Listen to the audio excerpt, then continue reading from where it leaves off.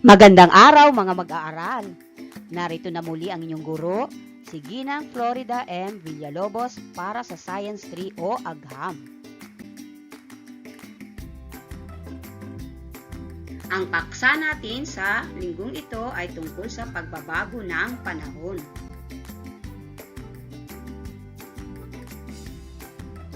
Bago tayo magpatuloy sa bago nating aralin, ay pagbalik-aralan muna natin ang ating aralin ng nakaraang linggo. Unan ang patlang ng tamang sagot. Ang kapaligiran ay binubuo ng patlang, katulad ng tao, halaman, hayop at iba pa. Ano ang tamang sagot? Tama, mga bagay na may buhay. Ang kapaligiran ay binubuo ng mga bagay na may buhay katulad ng tao, halaman, hayop at iba pa. Samantalang ang araw, hangin, lupa, panahon at iba pang bagay na puwang o patlang ay kasama din sa kapaligiran. Ano ang tamang sagot? Tama. Samantalang ang araw, hangin, lupa, panahon at iba pang bagay na walang buhay ay kasama din sa kapaligiran. Ihanda na ang inyong self-learning modules at ang inyong sagutang papel, lalong-lalo na ang inyong sarili. O mga mag-aaral, handa na ba kayo? Para sa ikatlo at ikaapat na linggo, para sa ikaapat na markahan ay tungkol sa pagbabago ng panahon. Sa araling ito, pag-aaralan natin ang iba't ibang uri ng panahon at ang mga elementong nakakaapekto sa pagbabago ng panahon sa bawat oras o araw. Naranasan mo na bang maganda ang sikat ng araw? Tapos bigla na lang didilim ang kalangitan at bubuhos ang ulan? Maaaring naranasan mo na rin ang biglang pabago-bago ng panahon sa loob ng maghapon o magdamag. Suriin ang mga larawan. Ano ang ginagawa ng bata sa larawan A? Tama. Ang bata sa larawan A ay nagsasampay ng mga damit sa sampayan. Anong uri ng panahon ang mabilis makatuyo ng sinampay ng damit? Tama. Kung matindi ang sikat ng araw. Umaaraw. Ano naman ang ginagawa ng bata sa larawan B? Naglilikom ng damit. Sa iyong palagay, bakit naglilikom ng sinampay na damit ang bata sa larawan? Ano napansin niyo? Pagkalipas ng ilang oras? Tama. Umuulan na, nagsisimula ng umulan. At mabasa ang kanyang mga sinampay na damit, kaya niya ito nililikom. Ang panahon ay pansamantalang lagay ng atmosfera sa isang lugar na maaaring magbago bawat oras. Pinapakita nito ang kalagayan ng isang lugar na maaraw, maulap, maulan, mahangin o bumabagyo. Kaya mo bang tukuyin ang iba't ibang uri ng panahon?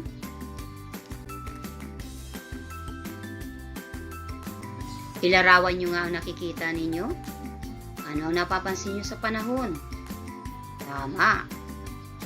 Ang panahon ay maaraw. Ito ay uri ng panahon na nagpapakita ng mataas na sikat ng araw. Ang panahon na ito ay may kainitan. Ito ang magandang panahon upang magpatuyo ng nilabhang damit. Anong masasabi niyo sa ipinakikitang panahon? Tama. Ang panahong ito ay maulap. Ito ay lagay ng panahon na kung saan makikita natin ang tumpol ng mga ulap sa kalangitan. Ito ang magandang panahon para sa paglalaro o pamamasyal sa parke. Hindi masyadong mainit. Ano namang uri ng panahon ito? Tama, maulan. Ito naman ay panahon na makulimlim ang langit. Nararanasan natin ang pagbagsak o pagpatak ng tubig mula sa ulap. Ito rin ang tamang panahon ng pagtatanim ng mga magsasaka. Ano masasabi niyo sa kasunod na panahon na ipinakikita?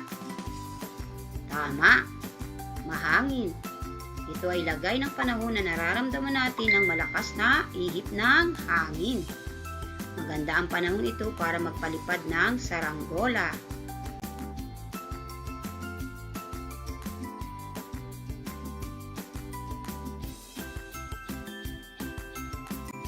Ano naman ang panahong ito na kailangan nating mag-ingat? Bumabagyo, tama. Ito ang uri ng panahon na nagpapakita ng malakas na ihip ng hangin. Malalaki at malalakas na patak ng ulan. Kapag sobra ang dalang ulan, nagdudulot ito ng landslide o pagguho ng lupa at pagbaha naman sa mababang lugar.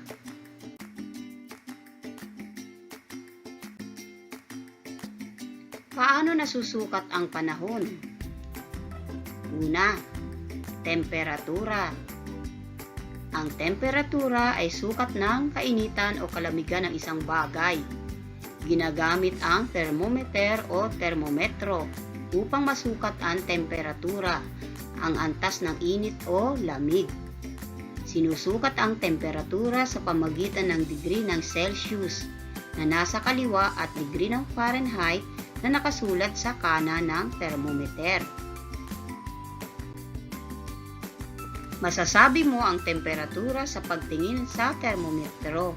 Tumataas ito kapag mainit ang panahon at bumababa naman kapag malamig ang panahon. Nagbabago ang temperatura oras-oras. Ang sikat ng araw ang isang sanhi ng pag-init ng panahon. Ikalawa, nasusukat din ang panahon sa pamagitan din ng pagsukat ng hangin. Unang bilis ng hangin. Ang hangin ay isa ring dahilan kung bakit nagbabago ang panahon. Ang anemometer ay instrumento na sumusukat sa galaw at bilis ng hangin.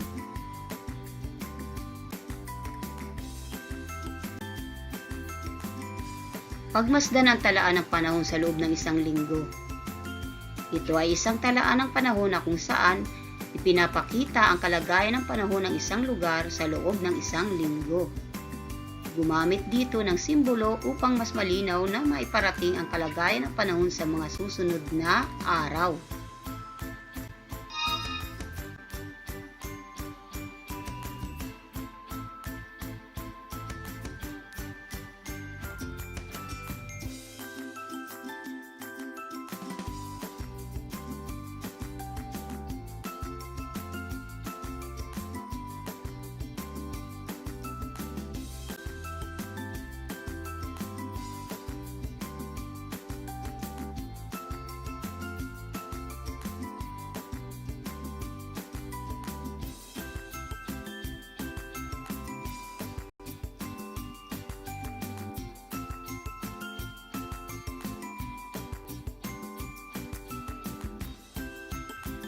Ang kalagayan ng panahon ay gabay na ginagamit ng mga magsasaka, mangingisda, manlalakbay sa lupa, sa dagat at sa himpapawid.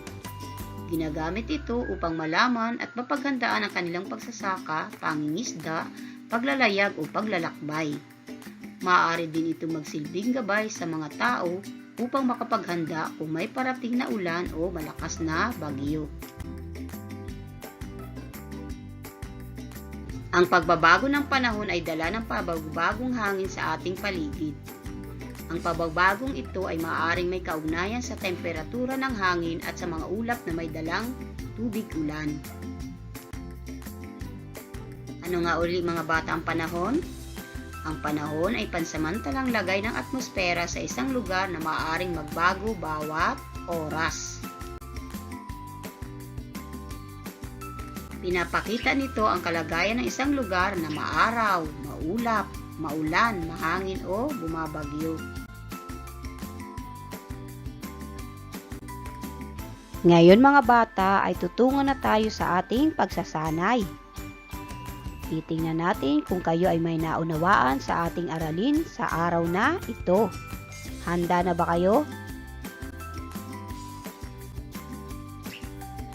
Gawain sa pagkatuto bilang isa.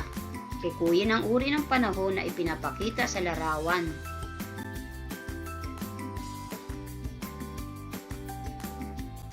Narito ang susi sa pagwawasto. Unang bilang ay maulan. Ikalawa, maaraw. Ikatlo, bumabagyo. Ikaapat, maulap. At ang ikalima, mahangin. Nakuha niyo ba ang lahat ng tamang sagot? Magaling!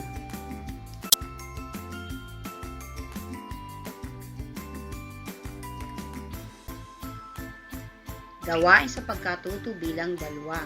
Pag-aralan ang talaan. Sagutin ang mga katanungan sa ibaba.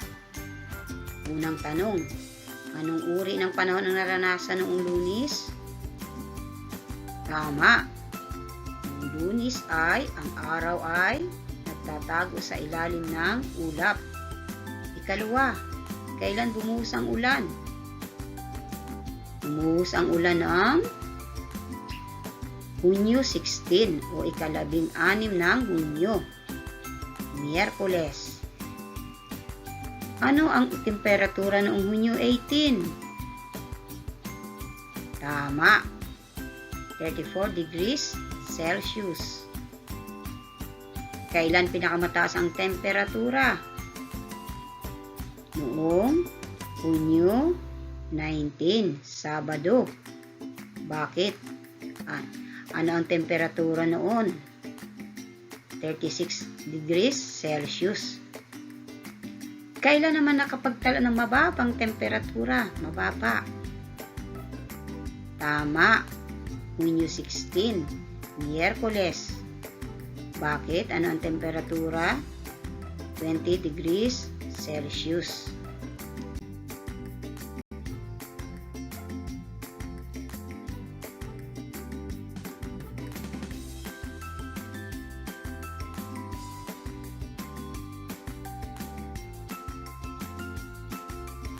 Gawain sa pagkatuto bilang 3. Pag-aralan ang talaan, sagutin ang mga katanungan sa ibaba. Isulat ang iyong sagot sa sagutang papel.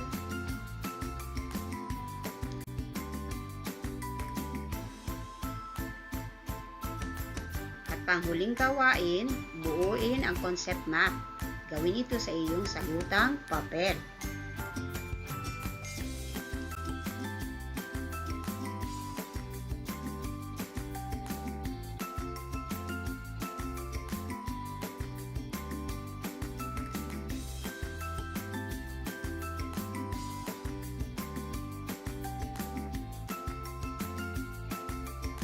Inaasahan ko mga bata na kayo ay may natutunan ngayong araw na ito.